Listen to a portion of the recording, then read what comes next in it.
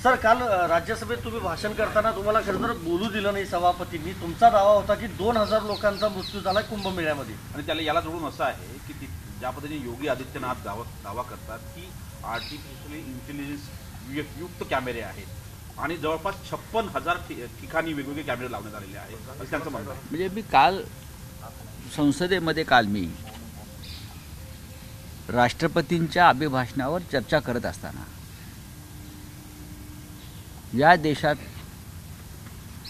जी दुर्घटना घडली प्रयागराजला महाकुंभ उत्सवात,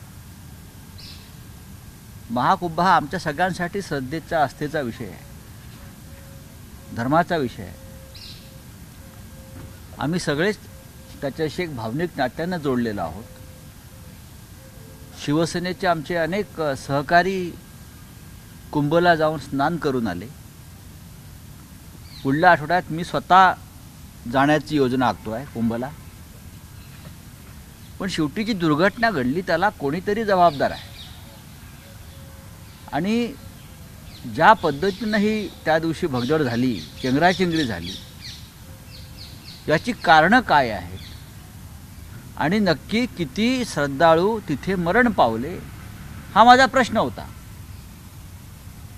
मी असं म्हणत नाही की सरकारमुळे झालं किंवा कोणी एक विशिष्ट व्यक्ती जबाबदार आहे. आजही तिकडे 2,000 ते 2,500 लोक त्या दिवसापासून बेपत्ता आहेत. आणि 4 दिवसापूर्वी कचऱ्याच्या ढिगाऱ्याखालून प्रेतं काढण्यात आली. तर नक्की मृतांचा आकडा किती आहे? लोकांमध्ये चर्चा आहे की तिथे जी भगदड झाली, 2 ठिकाणी भगदड झाली, चेंगराचेंगरी झाली, तिथे साधारण 1500 ते 2000 लोक हे मरण पावले असावेत. आणि मी असं म्हणतोय की तिथे 30,000च्या वर CCTV कॅमेरे आहेत. CCTV कॅमेऱ्याचं फुटेज लोकांसमोर का आणत नाही, जनतेसमोर का आणत नाही, त्यामुळे सत्य कळेल. 2000 लोक जर आजही त्या दिवसापासून बेपत्ता आहे तर त्यांचं काय झालं? याचा अर्थ 2000 लोक मरण पावली का आणि ती नंतर त्यांची प्रेतं सापडत नाहीत किंवा त्यांची कुठे प्रेतं गायब केलीत, याच्यावर सत्ताधारी पक्षाच्या बाकावरून विरोध सुरू झाला. आणि उपसभापतींनी माझा माईक बंद केला. या देशात राष्ट्रपतींच्या भाषणावरती आम्ही जेव्हा काही चर्चा करतो तेव्हा देशातल्या घटनांचा आम्हाला संदर्भ द्यावा लागतो. आणि मी जे सांगतोय ही काही नवीन माहिती नाही आहे. लोकसभेमध्ये अखिलेश यादव यांनी सुद्धा तोच मुद्दा मांडला, आपण पाहिला असेल. संसदेमध्ये सुद्धा काही आमच्या सहकार्याने हाच मुद्दा मांडला. विरोधी पक्षनेते खरगे साहेबांनी हाच मुद्दा मांडला. पण मी बोलायला उभं राहिलो आणि मी हा मुद्दा मांडायला सुरुवात केली तेव्हा गोंधळ सुरू झाला आणि त्यांनी मला बोलण्यापासून रोखलं. हे काही योग्य नाही.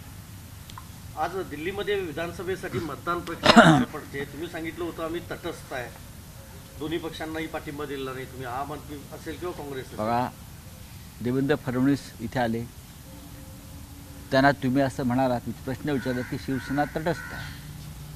तेव्हा त्यांचं उत्तर असं होतं की इथे शिवसेनेची 4 मतंही नाहीत. बरोबर ना? इथे 4 मतंही नाहीत. त्यांचं म्हणणं बरोबर आहे. EVMमध्ये आमची मतं नसतील, पण बॅलेट पेपरवरती जर मतदान घेतलं असतं तर आमची तुम्हाला किती मतं आहे ते कळलं असतं. आमच्या ताब्यात EVMची मालकी नसल्यामुळे इकडल्या लोकशाहीचे आम्ही मालक नाही आहोत. त्याच्यामुळे आमच्याकडे 400-500 मतं नसतील. पण जर निवडणूक महाराष्ट्र असेल किंवा दिल्ली असेल, बॅलेट पेपरवरती घ्यायची हिंमत फडणवीस यांच्या बॉसेसनी करावी, दाखवावी. मग आम्ही दिल्लीमध्ये आमची किती मतं आहेत, उत्तर प्रदेशमध्ये किती मतं आहेत आणि महाराष्ट्राची तर बातच सोडा किती मतं आहेत, हे आम्ही त्यांना दाखवून देऊ. नक्कीच आम्ही दिल्लीमध्ये एक अशी भूमिका घेतली आमच्या पक्षप्रमुखांनी की आम्ही इंडिया आघाडीमध्ये आहोत आणि इंडिया आघाडीचे 2 पक्ष इथे आपापसात लढत आहेत, समोरासमोर. दोन्ही पक्ष मोठे आहेत. एक सत्तेवर आहे, एक मोठा राष्ट्रीय पक्ष आहे. आणि मतदारांना ठरवू द्या कोणाच्या बाजूने उभं राहायचं आहे. पण मला खात्री आहे की दिल्लीमध्ये पुन्हा एकदा अरविंद केजरीवाल यांच्या बाजूने इकडला मतदार उभा राहील. काल तुम्ही वर्षा बंगल्याबाबत जे वक्तव्य केलं होतं त्याच्यावर मुख्यमंत्र्यांनी असं स्पष्टीकरण दिलं की मुलीची 10वीची परीक्षा मी त्यांच्या भूमिकेचं किंवा ते जे काय म्हणतात त्यांचं स्वागत करतो. एकंदरीत महाराष्ट्राचं मंत्रिमंडळ जे आहे हा वेड्यांचा बाजार आहे. हा वेड्यांचा आणि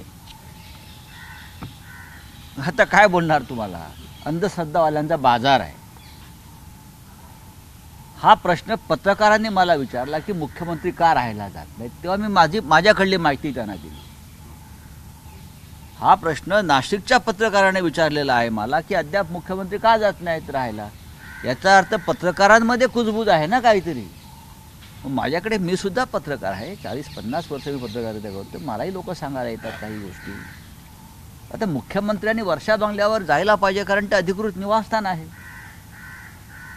कारण मुख्यमंत्री कोणी झाला तर तो आधी पहिली धाव घेतो ती वर्षा बंगल्यावर. आतापर्यंतचा इतिहास आहे किंवा परंपरा आहे. पण आमचे मुख्यमंत्री जात नाही आहेत, ते जरा ताक फुंकून पितात वर्षा बंगल्याबाबतचं असं मला दिसतंय आणि ते आवश्यक आहे. पण जादूटोणा कायद्याअंतर्गत तुमच्यावर कारवाई व्हावी असं मी काय केलं, माझ्याकडे जी माहिती आहे, जी बाहेर चर्चा आहे, त्या संदर्भात जादूटोणाचा जर तुम्हाला काही करायचं असेल तर एकनाथ शिंदे आणि त्यांच्या 40 आमदारांवर करा. जे कामाख्या देवीला जाऊन रेडे कापून इथे आले, सत्तेत बसले, काय त्यांच्यावर करा ना. मग प्रधानमंत्र्यांपासून तर सगळ्यांवरती अशा कारवाया कराव्या लागतील. काही विषय श्रद्धेचे असतात आणि काही विषय अंधश्रद्धेचे असतात. माननीय मुख्यमंत्र्यांनी काल सांगितलं की त्यांची मुलीची 10वीची परीक्षा, मी त्यांना शुभेच्छा देतो. त्यांच्या मुलीला ती बोर्डात पहिली येऊ, बरं का. आमच्या मुलीसारखीच आहे ती बोर्डात पहिली येऊ. सागर बंगला आणि वर्षामध्ये काय 5 पावलाचं अंतर आहे. काय ते सागर बंगला रामटेकला आहे आणि वर्षा बंगला लखनौला असं नाही ना. पण ठीक आहे, त्यांनी काही योजना ठरवली असेल, पण त्यांनी तात्काळ मुख्यमंत्र्यांनी वर्षा बंगल्यावर राहायला जायला पाहिजे. म्हणजे लोकांच्या दृष्टीने ते सोयीचं होतं. भेटीगाठी असतील, मुख्यमंत्र्यांना भेटणं, कारण मंत्रालयामध्ये सगळ्यांना जाता येत नाही. आपण परवाचा गोंधळ पाहिला असेल. आणि ज्या अंधश्रद्धेविषयी आपण गोष्टी करताय की मुळातच हे सरकार जे आहे, एकनाथ शिंदे जे आलं होतं तेच अंधश्रद्धेतून आलेलं आहे, निर्माण झालं होतं एका अंधश्रद्धेतून. आणि त्यानंतर आता जे देवेंद्र फडणवीस मुख्यमंत्री झालेले आहेत ते घोटाळ्यातून झालेले आहेत, EVM घोटाळ्यातून. हे त्यांनी मान्य केलं पाहिजे. त्याच्यामुळे मी काय सांगतोय हे समजून घ्यायला शहाणा माणूस पाहिजे. हे सगळं हा वेड्यांच्या बाजारामध्ये आम्ही काय सांगतोय, शिवसेनेचे लोक, बाळासाहेब माननीय हिंदुहृदय सम्राटांचे लोक, आम्ही काय सांगतो त्यांना कधीच कळणार नाही. कारण ह्यांच्या डोक्यामध्ये गुंगी भरलेली, हे गुंगीत आहे सगळे. काल मुंबईचा अर्थसंकल्प आला आणि 5-5 वर्षासाठी कॉन्ट्रॅक्ट देण्याची प्रक्रिया सुरू झाली. जर एखादं सरकार महाराष्ट्रामध्ये कॉन्ट्रॅक्टवर चालवलं जात असेल, मंत्री कॉन्ट्रॅक्ट लेबरसारखे काम करत असतील, तर अशा प्रकारे यांच्या डोक्यात कॉन्ट्रॅक्ट असणारच. बिल्डरांशी कॉन्ट्रॅक्ट, ठेकेदारांशी कॉन्ट्रॅक्ट. त्याच्यावरती मुंबईमध्ये आमचे लोक सक्षम आहेत. माननीय आदित्य ठाकरे जे असतील किंवा आमचे महापालिकेचं काम करणाऱ्या किशोरी पेडणेकर असतील, सुनील प्रभू जे असतील, हे सगळे प्रमुख लोक त्याच्यावरती बोलतील. एकीकडे दिल्लीची निवडणूक आहे तर दुसरीकडे मोदीजी हे प्रयागराजला गेलेले रात्री तर कुंभ स्नान करणार भीती आहे. याचा अर्थ त्यांचा प्रचार जो त्यांनी केला, विकासासंदर्भात घोषणा योजना केल्या, तर लोकांपर्यंत पोचलेल्या नाही आहेत. त्याच्यामुळे कुंभमेळ्यात आजचा मुहूर्त काढून, आज का कोणता महान मुहूर्त नाही आहे पंचांगानुसार, आजचा मुहूर्त फक्त दिल्ली विधानसभा निवडणुकांचाच आहे. आणि आज आमचे मोदीजी जात आहेत दिवसभर TV ला गंगेतली त्यांची डुबकी, त्यांचं सगळं दाखवलं जाईल. खरं म्हणजे निवडणूक आयोग हा निष्पक्ष असेल, निवडणूक आयोग हा निष्पक्ष असेल. निवडणूक आयोगाचं आज मी ऐकलं की आमची बदनामी करतात. मग तुम्ही निष्पक्षपणे वागा ना. तर त्यांनी सर्व चॅनल्स आणि वृत्तपत्रांना नोटीस दिली पाहिजे की मोदींची डुबकी गंगेतली आजच्या निवडणुकीच्या दिवशी कोणीही आपल्या चॅनलवर दाखवणार नाही.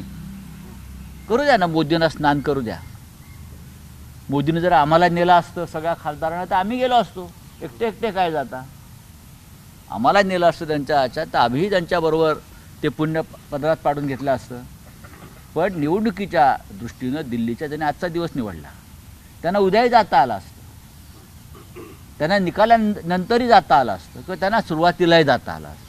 पण मुहूर्त त्यांनी काढलेला आहे आजचा 5 तारखेचा. मुख्यमंत्र्यांनी एका वृत्तपत्राला मुलाखत देताना म्हटलेलं आहे, उद्धव ठाकरेंसोबतचे संबंध जे आहेत ते खूप खराब नाहीत, पण जवळ येत आहोत किंवा पुन्हा सोबत येऊ अशी स्थिती नाही. नाही, त्याच्यावरती मी कसं बोलणार, व्यक्तिगत नाती महाराष्ट्रामध्ये कायम टिकून असायला पाहिजे, ही राज्याची आमच्या परंपरा आहे. अनेक वर्ष आम्ही एकत्र काम केलेलं आहे. देवेंद्र फडणवीस हे महापौर होते किंवा नगरसेवक होते तेव्हापासून आम्ही त्यांना मातोश्रीवर येताना पाहतो आहोत. गडकरी यायचे तर तेव्हा आमचे देवेंद्रजी बाहेरच्या हॉलमध्ये बसलेले असायचे, तेव्हापासून आम्ही देवेंद्रजींना पाहतो आहे. आज ते राज्याचे मुख्यमंत्री आहेत, आज ते धोरणात्मक बोलतात भारतीय जनता पक्षासंदर्भात, पण आम्ही त्यांना अनेक वर्ष त्यांच्या जीवनातली परिवर्तन आणि स्थित्यंतरं आमच्यासारख्या लोकांनी पाहिलेली आहे. महाराष्ट्राच्या निवडणुकीत राहुल गांधींचं भाषणानंतर दुबे यांनी हक्कभंगाची नोटीस दिलेली आहे. राष्ट्रपतीच्या अभिभाषणावर एखादा खासदार बोलतो त्यानंतर हक्कभंग दिला जातो, हे कितपत योग्य आहे? हे योग्य नाहीच आहे ना. त्याच्यावरती त्याचं समर्थन कोणीच करणार नाही. विरोधी पक्ष नेत्याच्या संदर्भात जर हक्कभंग येत असेल, राष्ट्रपतींच्या मग मोदींचं कालचं भाषण काय आहे? मोदींचं जे कालचं भाषण आहे प्रधानमंत्र्यांचं, प्रत्येक वाक्याला हक्कभंग होऊ शकतो. चला, थँक्यू. अच्छा, हिंदीमध्ये एक दिल्ली विधानसभा निवडणूक बोलिए. आज दिल्ली असेंबली पोल्स है सर, राहुल गांधी इन्होंने भी वोट किया, कुछ देर पहले डॉक्टर एस जयशंकर, सब लोगों ने वोट किया. आम आदमी पार्टी और कांग्रेस आमने सामने उनके साथ अलायंस में. देखिए, ये ट्रायंगुलर फाइट दिल्ली में हो रही है. भारतीय जनता पार्टी ने तो अपनी प्रतिष्ठा दांव पर लगाई है. प्रधानमंत्री जी हो, अमित शाह जी हो, पूरा केंद्रीय मंत्रिमंडल, पूरे देश भर से लोग लाए थे यहाँ, तो प्रतिष्ठा दांव पर लगी है मोदी जी की और अमित शाह जी. आम आदमी पार्टी 10 साल से सत्ता पे है. कांग्रेस भी अपनी ताकत, पुरानी ताकत दिखाने की कोशिश कर रही है, लेकिन जो काम इस दिल्ली में हुआ है 10 साल में, आम जनता यहाँ की है. मुझे लगता है कि फिर एक बार लोग आम आदमी पार्टी को चुनकर देंगे. सर, महाराष्ट्र में जो नारा दिया था एक है तो सेफ है, वही नारा दिल्ली के चुनाव में भी हमें दिखाई दिया. क्या होगा, मतलब कि अमेरिका से एक विमान निकला है जहाँ अवैध प्रवासी हमारे जो है उनको लेकर यहाँ आए हैं. पहले उनको सेव करिए. ट्रंप ने वहाँ के 17 लाख भारतीयों को यहाँ भेजने का जो निर्णय लिया है, अब वो हमारे जो भाई है, भारतीय नागरिक है, उनको सेव करने की बात करिए. दिल्ली सेफ है, महाराष्ट्र सेफ है, यह आपका चुनावी नारा होता है. आप अनसेफ है, बीजेपी वाले अपने आप को अनसेफ मानते हैं, इसलिए इस प्रकार के नारे देते हैं. सर, लास्ट चीज, प्रयागराज पे मोदी जी गए हैं, आज यहाँ पे इलेक्शन. देखिए, चुनाव है, लोकसभा के दौरान भी वो तीर्थ यात्रा पे थे. जब हमेशा तीर्थ यात्रा ही उनको बचाती है. हिंदू वोट के लिए तीर्थ यात्रा करना, दिन भर पूजा अर्चा करना, अपना टीवी पे दिखना, ये उनका प्रचार का एक साधन है. मोदी कल भी जा सकते थे, मोदी जी हमारे प्रधानमंत्री कल भी जा सकते थे. मोदी जी के साथ आज संसद चल रही है. अगर हमको भी न्योता देते सब पार्टियों को कि आप चलिए कुंभ में डुबकी लगाएंगे, तो प्रधानमंत्री जी के साथ हम भी चले जाते. हमारा भी आस्था का विषय है. आपके साथ हमें भी थोड़ा सा एक सहूलियत मिलती, वहाँ हम भी जाएंगे अभी आगे वाले दिनों में. लेकिन आज पूरा दिन टीवी पे उनका चेहरा दिखेगा. अगर चुनाव आयोग निष्पक्ष है,